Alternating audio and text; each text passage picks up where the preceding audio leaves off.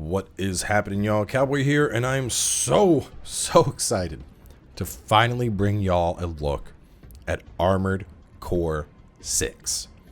So the week of the Summer Games Fest, Bandai had a little closed door event where there was the producer. They went through, talked about the game, gave folks a chance to watch some footage. No one got to go hands-on with it, but we got a chance to see it, and that's more than enough for me.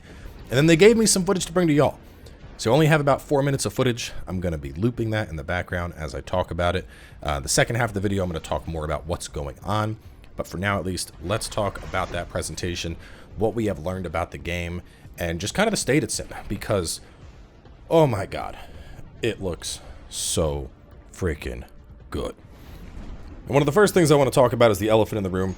I don't know who the dude was that first saw this and said it was going to be Souls-like. But you gotta stop doing drugs, man. They're not good. Because this is 100% Armored Core. This oozes Armored Core. Just everything about this just screams, I am the pinnacle of Armored Core. Boosting up, we are dashing around, we are hitting with the laser blade and the Gatling gun and boosting in and getting the kicks. This is literally everything that you've come to love about this franchise over the years, just turned up to 11. It is the cleanest and coolest looking Armored Core that there has ever been. And I am so freaking excited to play it. Some big changes, obviously. They have a very nice blend of both mobility as well as heaviness with the mech now. Personally, I see a lot of inspiration coming from 5 and Verdict Day. Movement's definitely been turned up, but the heaviness is definitely visible, especially when you see the mech walking and not boosting around. But from what I'm seeing, I'm a really big fan here. The movement in this looks crisp, it looks heavy, it looks deliberate. We're seeing stuff like this where you dash around and get the quick turn and go on in to get some damage. Everything that they showed us, which they basically just showed us the extended sequence of this. What you're seeing right now is a mere, basically 4 minutes of curated footage. We got to see it over the course of 20 minutes with them talking about what they were doing, almost like a gameplay walkthrough, just, real time, their thoughts, what they're doing, why they're doing it. Got to see the UI, obviously, which we're going to be talking about that more in depth a little bit later. But, I mean, everything that we saw, it screamed just polishing quality. What they showed us looks so freaking good. My main question was why can't we have this now? So obviously a lot has changed with it, in terms of bringing it up to date, bringing it more modern, especially with the assembly, which we're going to talk about that more in depth later. But one of the biggest things is with the death system. Now, I don't know if there's going to be any punishment at all in this game, to be completely honest with y'all, but one of the big things is against the fight you're seeing right now. When they were doing the walkthrough, he died against it. And then we got the screen, and you could restart mission, restart from the checkpoint, but we're now able to access assembly as well as AC data at a checkpoint screen. So the guy playing died to this thing, went into assembly, completely changed his loadout, dropped his missiles and pulled on a pulse blade as well as a shield, and then jumped back in to refight the enemy with new gear. And that's not even the craziest thing. The more wild thing to me is the fact that AC data is a selection there. Because in theory, that means you could go in, fight something, decide you're outclassed, and pull out an entirely different Armored Core to fight it with. Could you imagine? You have a level that's a ton of people, and you basically just go through the level with your tank with double autocannons, shred everything, die to the boss once, and then you're time to pull out the ultimate weapon Armored Core. So definitely some changes that I think are going to make the game more approachable to newcomers, 100%, especially with the building of ACs, which we'll get to in the second half of this video. But it doesn't look like it's going to be as punishing. The combat, obviously, looks to be very punishing, very deliberate now, very exact in movements, but it doesn't seem like they're going to be leaning heavily into the systems of, you've gone bankrupt and lost all your money, tough shit. Stuff like that seems like it's largely gone. So to talk a little bit about what we're actually seeing here, so the first part of the presentation was really focused on this open area and kind of talking about the freedom of approach, whether you wanted to try and take the bridge across and fight enemies, whether you wanted to boost across and just kind of make your way over and hit them from above or ambush them, whatever the case would be. They really wanted us to know just how free you are in the exploration of this game. And obviously it's not open world like Elden Ring, everything is very mission based, but once you're in the mission, it's pretty much just up to you how you want to go through it. Talking a little bit about the movement, so obviously when you're on the ground and kind of dashing around, your energy is not going to really move all that much. If you are going vertically or you're boosting to the side, like you can see as the thrusters are firing up, that is going to drain energy. When you do that fast dash, that's known as assault boost. Surprisingly, it doesn't drain energy all that much faster. It was draining it at roughly the same rate as a normal boost, but the energy usage does seem to be normalized, at least compared to 5. So one of the big things is anytime you're not actively boosting in a direction, if you're just kind of hovering, your energy just kind of goes more into a standstill. I noticed that it regenerated very fast if you were on the ground and your boosters had been basically killed. So I think energy management is going to be a lot cleaner this time around, not nearly as stressful as it used to be. Talking a little bit about weapons, and right now we're going through the internal part of the level, but one of the big things I noticed is we're not worried about swapping arms anymore. There's a big emphasis on all 4 of your weapons now being used. So in this case, he had like the battle rifle, he had the rockets on the shoulder, I believe he had the pulse blade and the shield. But like even right there, you notice that he ended up using the rockets and then immediately fired. There wasn't any arm swap or switching between weapons. Right here, you notice the fast turn, and then he dashes in and pulls out the pulse blade for a kill. So there's a much bigger emphasis on having the player utilize all 4 of their weapons. All 4 of your weapons are tools that are meant to be used at any given time, as opposed to the older titles where, you know, you may have a weapon that's more like, oh, we're going to use this, and then once this is thrown away, we'll go to our backup. You're very much intended to use all 4 weapons now, it seems like, or at least it certainly did with this build, given he was playing with a bipedal and that's kind of a play style. Maybe with fixed weapons like you would have on a quadruped or a tank, it's still how it used to be. Moving on though, let's talk about assembly, which has been simplified in terms of damage. So most weapons now, we have attack power and impact. That's all we got to worry about. You don't got to worry about, you know, chemical, kinetic, thermal. That seems to be completely gone. Even in terms of defense, it's just AP and defensive performance. Now, certain pieces obviously have more specific limits. Stuff like, as you can see here, capacity and cooling speed are part of generators like they used to be. But for the most part, it does seem like the amount of stats you're worrying about has been greatly simplified. In terms of parts, we still have all the standards: head, chest, legs, arms, 2 weapons, 2 back slots, and then of course generator, FCS, as well as booster. So we have the expansion slot, but they didn't really tell us anything about that.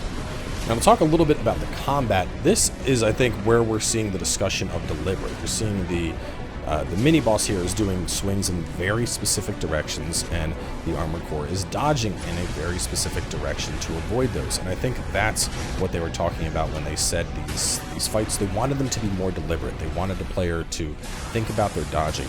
Whereas I think in a lot of the older armored core games, there were times where, I don't want to say you were panic dodging, but man, you were just hitting that button and going in any direction you could to get away. Now the dodging is definitely a lot more deliberate. It's a lot more, action reaction, which obviously that's more in tune with kind of the Souls design philosophy. Whereas I think in the older Armored Core games, yeah, it was action reaction, but you were like boom, boom, boom, boom. You were just going all over. Whereas here the movement does seem slowed down enough to be deliberate in your direction.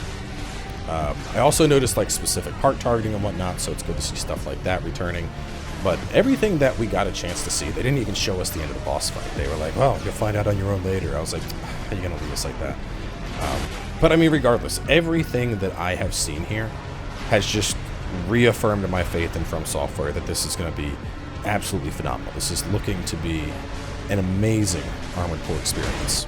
So while the B-roll provided to us didn't actually have the UI of the game, and I'm not able to share any screenshots of it, as far as I know, there's no rule against me redrawing it from memory to give you all an idea of what it looked like. Because I know a lot of folks have been curious, what is this going to look like outside of cutscenes? And the truth is, it is very, very clean. So we're going to just be using a screenshot of the game here, messing around in Photoshop, and I'm going to kind of mock up what it looked like. So to start, we have that target reticle right here in the middle of the screen. And this wasn't static. This would like move. So wherever our target was, this kind of went with them. And it served also as like a heads up display. So there were a couple different pieces of information that were on this. One of the first was health. So once you locked onto the target, kind of right up here in the top part of the bar, this part became basically a health bar. That is where you saw the enemy's health, just right there on your bar. Very small section, But I think the biggest thing is they want you to pay more attention to the stagger. Now, the stagger was going to be above that, and there were like 3 different sections to it. So those were filling up as you damage the enemy. So as you can imagine, this whole thing is kind of shifting around as you're in combat. You're seeing this slowly drain out, and then as these build up, you know you're going to have an opportunity for some big damage coming in. Now there was also some stuff along the bottom of the bar.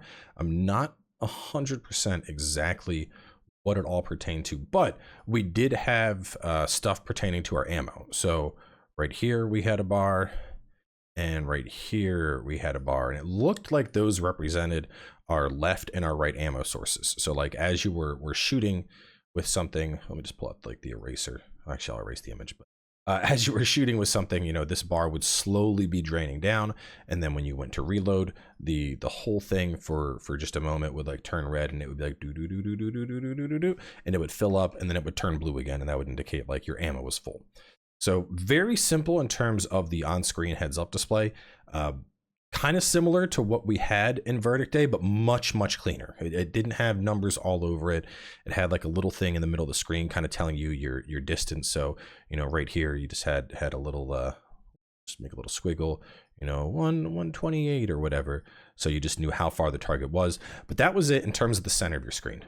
Very clean, very simple. Was a really big fan of that. Now, besides that, some other big elements, we had health over here. We had like our actual AP bar, and then we had like, you know, number 0, 7, blah, blah, blah. We'll just pretend those are numbers. So those were over there. We had a meter for scan.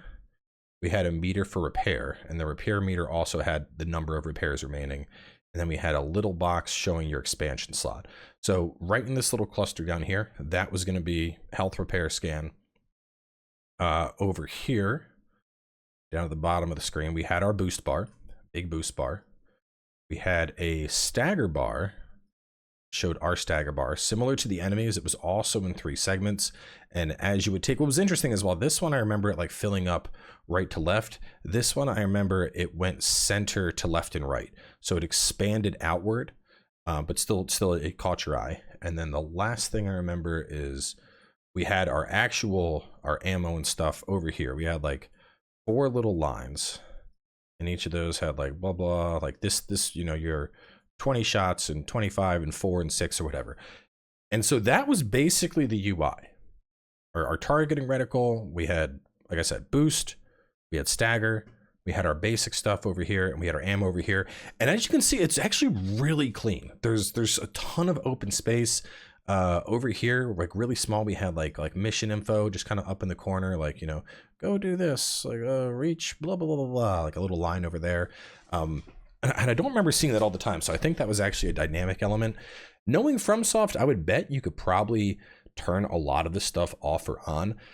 But honestly, compared to the, like, I think a big thing with Armored Core is a lot of people play and they're like, I can't tell what the hell is going on your screen. There's too much shit. This is a very nice simplification. It's very straightforward. The one thing I couldn't tell, but I really wish that we had like our health here as well, because our health only being down in the bottom left, like I'm going to see my stagger bar and my boost bar and my ammo bar and the enemies bar, but I'm rarely going to look down at the bottom left-hand corner at that stuff. So we'll see. It might be, they might have full UI customization. But, you know, bar any official leaks, here it is, man. This is the official right here, baby. Armored Core 6 UI, courtesy of your boy Cowboy. Enjoy that. But all jokes aside, the game is looking to be absolutely phenomenal.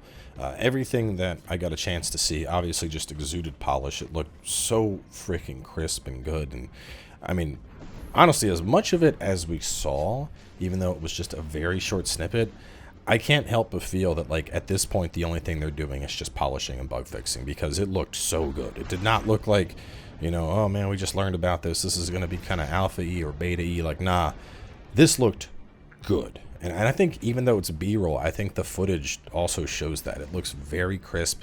The animations look good. The particle effects on the energy swords and the jets, all of it looks phenomenal.